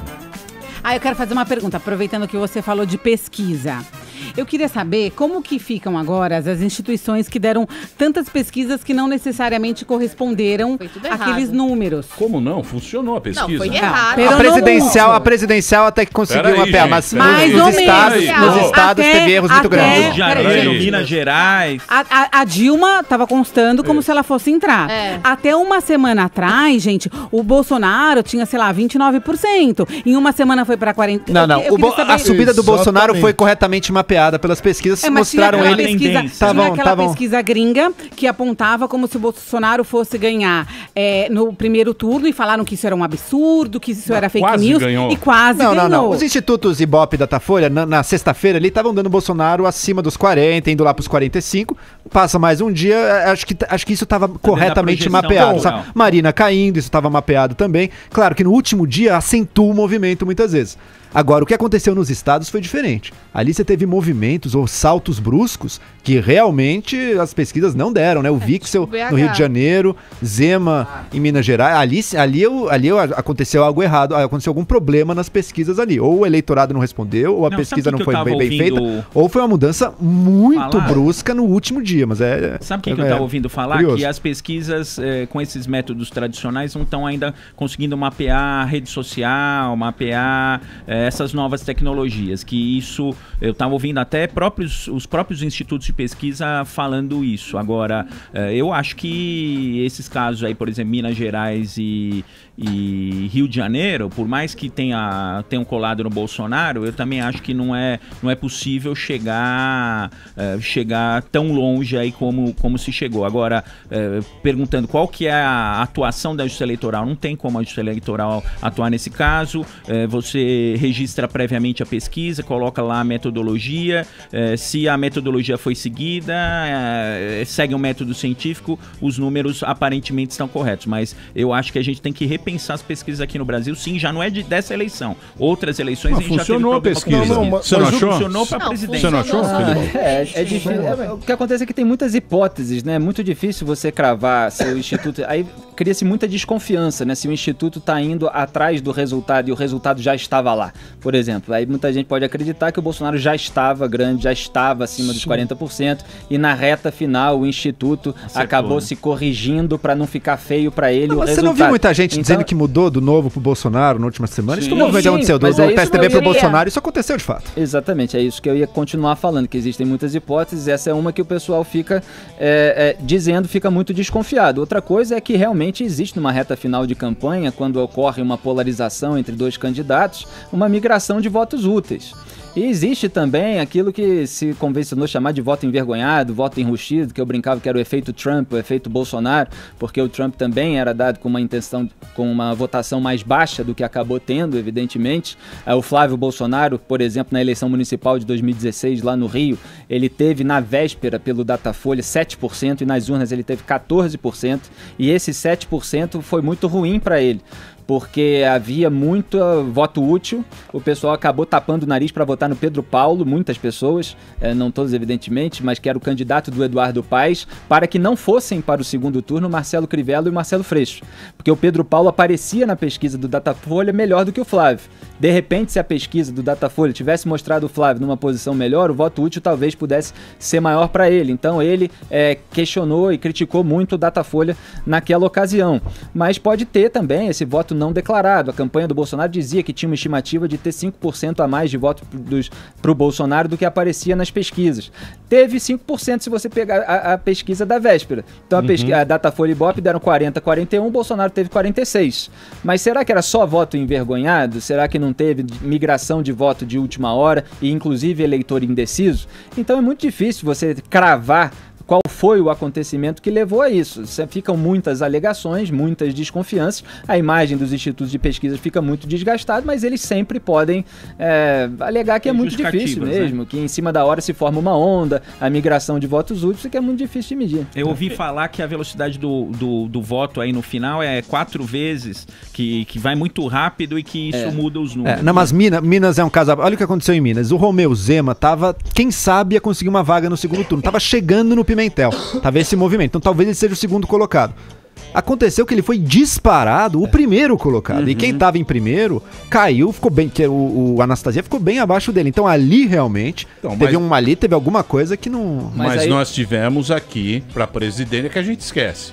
O Aécio era Dilma. Chegou perto, chegou bem perto. Mas era Dilma e Marina. Dilma e Marina, ele fez assim. Mas o Écio tava passando a Marina nas últimas pesquisas. Então, Tava chegando bem pertinho da Marina. mas- Seria como se o Écio tivesse passado a Dilma no primeiro turno lá em 2014. Eu sei, mas Foi é esse. que é difícil você cravar, Claro, por exemplo, porque muita gente não fala que tá em dúvida. Tem vergonha de assumir o plano. Tanto é que se você pegar a boca de urna, que o cara já votou, ela deu é certinho, foi certinho. Aí é Foi certinho a pesquisa. Bateu entendeu? a- E os brancos e nulos? Agora, em favor do Instituto de Pesquisa, é bom dizer, por exemplo, o caso de Minas Gerais. O Romeu Zema aparece na véspera ou nas vésperas da votação como um terceiro lugar que está relativamente próximo do segundo. Isso talvez possa ter favorecido ele, porque aí o cara pensa, pô, esse cara tem chance de passar aqueles dois que estão no primeiro lugar. Aí vou votar nele, né? vou Vou ajudar. ajudar ele. Pode É ser, exatamente pode ser. o que pode ter acontecido também no Rio. Só que é muito difícil você medir o quanto disso aconteceu e o quanto o sujeito já estava crescendo mesmo, já tinha um eleitorado próprio. O Wilson Witzel apareceu também na véspera da votação em empate técnico com o Índio da Costa na terceira posição, próximo do Romário, com potencial de passar, e eu falei isso em Os Pingos nos Is, que poderia haver essa migração. Agora, obviamente, ele disparou, alucinadamente, passou do Eduardo Paes. O Eduardo Paes certamente não previa isso, e ajudado pela onda Bolsonaro. Eu vou dizer pra você, eu acho maravilhosa a ciência da pesquisa. Eu acho, porque é o seguinte, é a mesma coisa, você vai no Maracanã, você chega no estádio do Maracanã, e você põe 4 pessoas no estádio do Maracanã. Com essas 4 pessoas, você determina quem será. Sendo que tem 100 mil pessoas num Fla-Flu. É um lugar que... Não, você pega... No Maracanã, você põe só 4 pessoas daquele universo de 100 mil pessoas. E projeta o resultado. E projeta o resultado. Tem alguém que Um abraço, Montenegro. Um abraço, fantástico, parabéns. Turma do Ibope. Tem alguém lá nesse Maracanã que tá representando você, né? Sim, que o sujeito tá pensando que esse cara é igual ao Emílio. Exatamente. Ele é do mesmo 4 grupo pessoas, social, ele deve ter mais ou menos o mesmo posicionamento. Você fala assim, não tem nada a ver com a opinião desse cara. Exatamente, é incrível isso. Mas sem Ibope com estudos, acompanhei Ricardo Amorim, do nosso querido Manhattan Connection, ele falou que tá praticamente impossível pro Haddad, né? Porque ele fez a avaliação, vão ter que amenizar o discurso, o Bolsonaro vai continuar, como o Emílio falou, com o mesmo discurso, e agora a gente não sabe como o Haddad vem. E agora o tempo de televisão é igual. Exato. Também, né? Que não tinha tempo de televisão, E tem agora o essa história Bolsonaro vai também, ter né? tempo de Se televisão. comprar câmera agora, Até que ele precisava ter... Segundo turno é corrida pro centro. Nessa entrevista pra Jovem Pan, embora o Bolsonaro diga que não ameniza nada, mas ele tá com um discurso bem mais de centro. Agora, olha, a gente quer fazer um Brasil que funcione, é foco na segurança pública, não sei o quê. Existe esse movimento. E a distância do discurso do Bolsonaro pro centro me parece muito menor do que a distância do discurso do Haddad, que tá preso a umas ideias isso que eu queria saber, sabe? Mas o Bolsonaro, o tanto é, o Felipe sempre brigou isso aqui. Quando a gente tinha as discussões, é lógico que a gente não tá aqui de hoje, né? Já há muito tempo a gente faz essa discussão com os políticos e tal, o Felipe sempre vem. Ele fala, o Bolsonaro não é um candidato de extrema direita, que às vezes o cara fala, acho que o Ciro estava aqui, sei lá, que falou de extrema direita, falou, não, mas não é de extrema direita. O que seria, o que é extrema direita, Felipe Moura, Brasil? Então, ele perguntou isso pros entrevistados, pros candidatos, agora você tá jogando a pergunta de volta pra ele, né? Não, porque todo mundo coloca como sendo extrema direita. Olha, o Lula, o PT, ele sempre teve braços que cometeram atos de violência, invasões de propriedade, eventualmente crimes e tal, que são atos extremistas, né? De fato. O Bolsonaro nunca teve movimentos próximos dele que tenham feito isso, né? O que o pessoal associa o extremismo do Bolsonaro é a defesa que ele faz dos militares da época da ditadura. Só que em 1964 o Bolsonaro tinha 9 anos. Então o que ele faz é uma defesa teórica de alguém que não participou diretamente do regime militar daquela época, que não estava presente em sessões de tortura e nada, assim. Então, assim, eu sou coerente, eu não chamo de extremista nem os esquerdistas que defendem o pessoal da luta armada e fingem que não existiram atrocidades, nem o Bolsonaro por defender, de um modo talvez corporativista, os militares contra esse discurso. São discursos bastante antagonistas, só que nenhuma das duas é minha posição, eu vejo atrocidades dos dois lados. Entendeu? Só que eu não chamo nenhum dos dois lados de extremismo. Eu chamo mais quem participou, quem fez atos de terrorismo, quem acelerou um carro-bomba para dentro de um quartel, por exemplo, e matou o Mário Cosel Filho, que era o grupo que a Dilma integrava, não que ela estivesse diretamente ligada àquele episódio. Militares que promoveram atos de tortura e tal, então cometeram coisas que eu considero bárbaras. Agora, eu não fico chamando de extremista quem tem simplesmente uma defesa de um grupo que participou de um movimento de 40 anos atrás, entendeu? E agora eu não vejo essas posições. Existe isso porque o Bolsonaro dá margem com declarações bastante polêmicas, várias vezes que eu considero inapropriadas, que eu considero grosseiras e tal, mas eu faço distinção de elas não serem criminosas.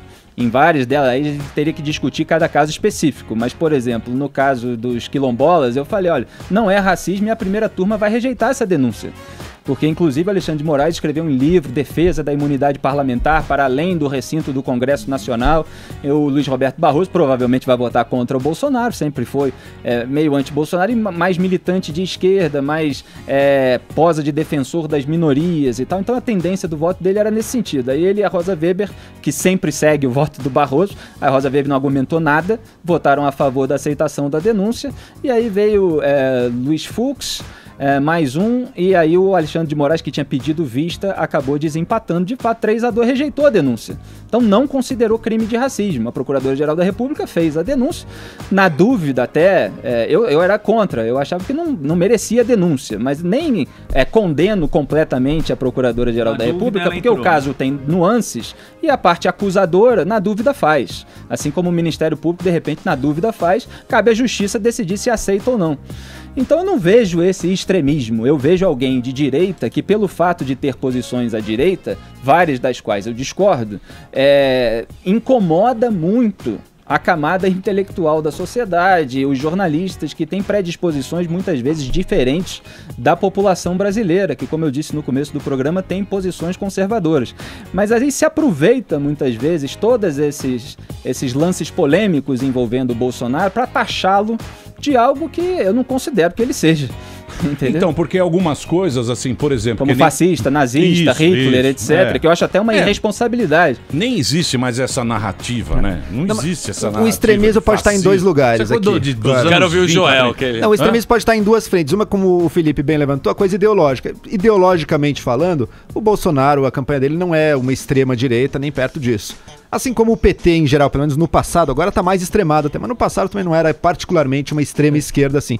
Mas esse é o ponto de vista ideológico. Rapidinho, Joel, que eu não chamo também o PT de um modo geral, os petistas de um modo geral, de extremistas, mas eles estão associados a extremistas e eles, no governo, financiaram ditaduras de esquerda, que são o exemplo vivo da extrema esquerda. A Venezuela e Cuba. Mas fora a coisa ideológica, tem também o funcionamento político do cenário atual brasileiro. E daí os dois estão polarizados nos campos que a gente vai chamar dos lados extremos.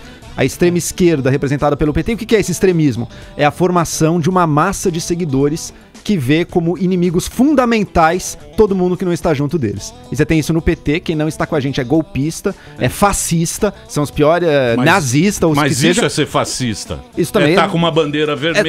É ser fanatizado. E do outro lado, quem não está com a gente é globalista, é comunista, e ambos os lados com uma ideia um pouco conspiratória do mundo. Né? E o próprio sistema, a própria sociedade, as próprias instituições da sociedade vistas como inimigas e cooptadas. Então, a mídia do lado adversário, ou o sistema eleitoral está fraudado para nos prejudicar sempre, as pesquisas. Ambos criam uma narrativa extremamente fechada em si mesma e no qual cada lado demoniza assim de forma incondicional o outro lado. Isso para mim é uma forma de extremismo. Então, nesse sentido, os dois são extremos. Embora ideologicamente falando, nenhum lado é nazista, nem o outro é comunista, não chegam nos extremos da ideologia. Agora, isso aí não seria mais desconfiança? Você não acha que o povo tá mais desconfiado? Você não tem mais... Mas é curioso, mas o povo tá desconfiado do outro lado, né? Porque do lado dele, eu tô desconfiado do outro lado. Então se a Globo mostra uma notícia, ou a Globo ou a Jovem Pan mostra uma notícia que é contra o meu candidato, a mídia mente. Agora, se eu recebo um WhatsApp anônimo... Se eu recebo um WhatsApp anônimo com áudio falando uma coisa que é boa, daí eu acredito incondicionalmente. Você vai Como é que você acredita mais? É muito interessante. Como é que você acredita mais no áudio de um desconhecido do WhatsApp do que no que um jornal profissional tá falando? Sabe? Isso, é complicado. mas Como então, é que Joel, você acredita mais numa ex-mulher do que num delator, que se for pego mentido vai ficar na cadeia. Então, assim, tem muitas nuances. Ambos os lados, claro. Eu concordo com o que o Joel está falando. É que eu acho que isso não representa exatamente todos os grupos, nem em torno do PT, nem em torno do Bolsonaro. Você tem, evidentemente, pessoas que espalham, que dizem que está tudo provado e tal, um monte de coisa que não está, como aconteceu ontem. Fraude nas urnas e tal. Tem um monte de denúncia. Obviamente, algumas são falsas, no mínimo. Né? O Raul Jungmann, ministro da Segurança Pública, disse que instaurou vários inquéritos, que foram instaurados vários inquéritos lá, inclusive sobre fake news. E a própria Justiça Eleitoral teve de reagir a um vídeo que estava circulando bastante também e já desmentiu, dizendo que não é, mas fica a desconfiança e tal. E muita gente... O Dodge já falou que vai processar quem falou contra a urna eletrônica de forma falsa, quem praticou fake news em relação à urna eletrônica, porque isso é crime que está colocando como inseguro o processo eleitoral. Eu acho que as pessoas têm que ter responsabilidade em relação àquilo que não foi comprovado ainda, né? Então não dá pra ficar espalhando notícias dizendo que tá confirmado, olha aí, provou e tal. Então, mas muitas vezes é ignorância, muitas vezes a pessoa não entende, ela vê um vídeo não é de má fé, e ela acha isso, não que é má aquilo fé, é óbvio, é escancarado. Então, não é má fé, porque eu acho que é o seguinte, quando você perde um gabarito, né? Porque a gente trabalha com gabaritos na vida, né? Com tutoriais, com coisas que você considera certo. Quando você viu essa confusão, porque é muito confuso. Uma hora o Lula vai preso, aí outra hora não, é o Temer, aí o Temer também faz parte do você fica perdido daquele negócio. Quando você perde esse gabarito, essa coisa que eles chamam de instituições, não é?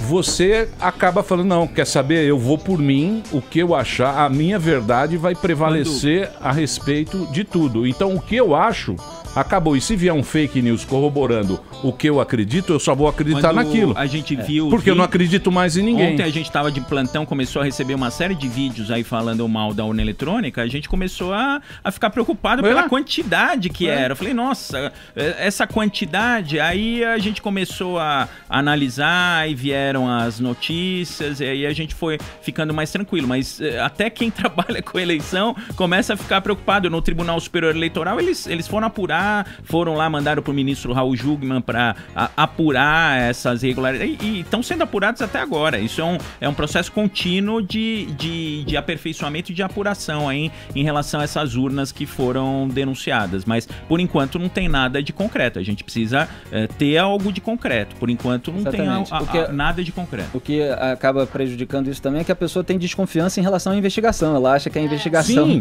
vai ser fraudada também, nada vai ser encontrado. Isso. Só que aí você precisa comprovar de alguma maneira. Se você não comprova, também não dá para dizer que é comprovado, né? Eu recebo, como jornalista que sou, atuante aí em veículos de comunicação, denúncias diárias. Todo mundo me manda pelo Instagram, pelo Facebook, pelo Twitter. As pessoas ligam para a rádio, pedem o telefone do Felipe eu tenho uma coisa que eu preciso contar para ele. Normalmente são coisas assim que não estão nem um pouco confirmadas, mas que na cabeça do sujeito que acredita naquilo, aquilo está 100% comprovado.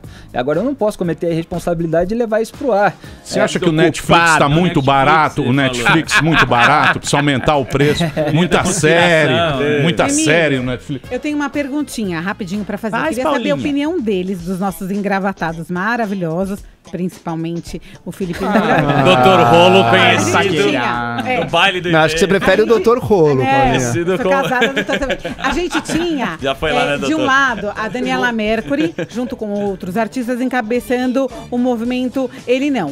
E de outro lado, a gente vê cada vez mais o grosso engrossando com Zezé de Camargo, Gustavo Lima, Eduardo Costa, Ronaldinho Gaúcho. Eu quero saber qual a importância dos artistas nesse momento e se tende a aumentar a galera que vai apoiar o Bolsonaro.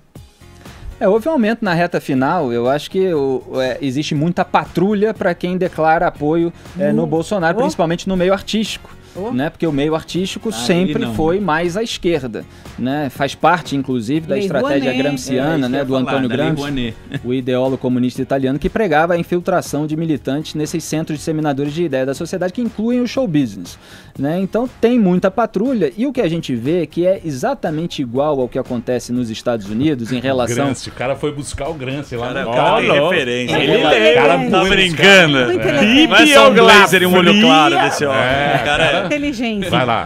Mas exatamente o que acontece nos Estados Unidos em relação à direita, aos conservadores e principalmente ao Donald Trump, que aí é uma figura mais polêmica, mas que adotou posições à direita, é que normalmente as pessoas que se manifestam publicamente a favor dessas bandeiras ou desses candidatos são pessoas mais estabelecidas. que já tem garantido o seu cofrinho, né? Que já tem o dinheiro, que já são ricas, já são bem-sucedidas na carreira, são pessoas geralmente mais velhas. Lá nos Estados Unidos é Clint Eastwood, James Woods, são atores, Sylvester Stallone, são atores que eles são mais independentes, eles vão continuar fazendo os filmes deles. Com medo, não ficam com medo de perder a boquinha, de perder o emprego.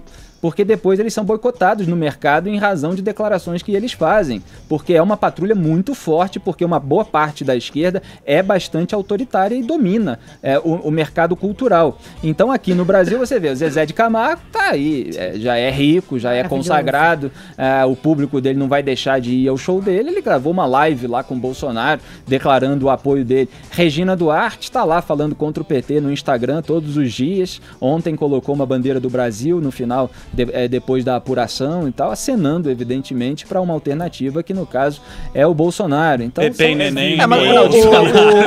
mas o sertanejo, o sertanejo é um pouco diferente, né? Porque a Marília Mendonça, por exemplo, quando ela entrou no Ele Não, lembra que a Marília Mendonça umas 2 semanas ela botou o Ele Não, né? E ela, até a mãe dela recebeu ameaças ali. Então o meio sertanejo talvez seja um pouco diferente do resto da cultura. É tudo frouxo. Na hora de postar todo mundo. Mas sabe, Emílio, o que eu queria saber deles agora nós temos o Bolsonaro e o Haddad. O que na proposta deles é verdade, é possível, o que é megalomania, coisa de presidente do Grêmio da escola? Olha, o Haddad tá com um programa inteiramente, primeiro, acho que impossível, e segundo, assim, que é chutar o balde de um radical. Ele quer fazer nova constituição, né, uma coisa assim... Hugo Chávez. Parece uma coisa Venezuela mesmo. Ele quer controle da mídia. Controle social. Também não vai ter, acho muito difícil isso aí acontecer também, mas supostamente vai tentar, e se for eleito aí. E ele tá muito falando da família, ele quer, agora tá ele isso, mas o programa dele também quer expandir o crédito, dar crédito barato pra população, que é o que a Dilma fez, e é o que, foi um dos elementos, pelo menos, que trouxe a nossa economia pra uma situação muito ruim, porque as pessoas consumiram, a inflação voltou, e não tinha como pagar aquilo, ficou todo mundo quebrado daí. Então, quer dizer, até agora o plano dele é esse. Vamos ver se ele mantém dobrar a aposta da Dilma que ele tá fazendo. E o Bolsonaro até agora não tá tão claro qual é o plano, mas ele defende, pelo menos o ministro dele defende aquelas reformas ali que estavam dadas, né? A reforma da Previdência e tudo. O Bolsonaro ainda não disse se ele também quer a reforma da Previdência ali, mas seria uma das privatizações, diminuição de ministérios, isso aí são coisas que devem acontecer, assim, são coisas que já estão, que o Temer até já deixou um pouco... começadas assim para acontecer uma vez que o novo presidente Muito bem, queria agradecer muito a presença de vocês. Felipe Moura Brasil vai estar daqui a pouquinho às 18h30. Os Pingos nos Is. Na Rede Jovem Pan. O Joel também, que está aqui com a gente na programação da Jovem Pan. E o doutor Arthur Rolo. Ainda vocês vão ter que voltar muitas vezes aqui, porque a sociedade... Tão apaixonada. A sociedade treme. Agora... Os caras querem vocês como candidato. E a toba na mão. Você vê aqui de Marcos Laredo. A toba na mão. Os caras estão apaixonados por aqui, ó. Vocês podem mudar esse Brasil, viu? Muito bem.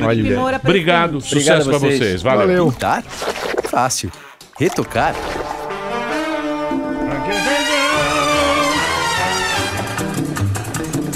Ó.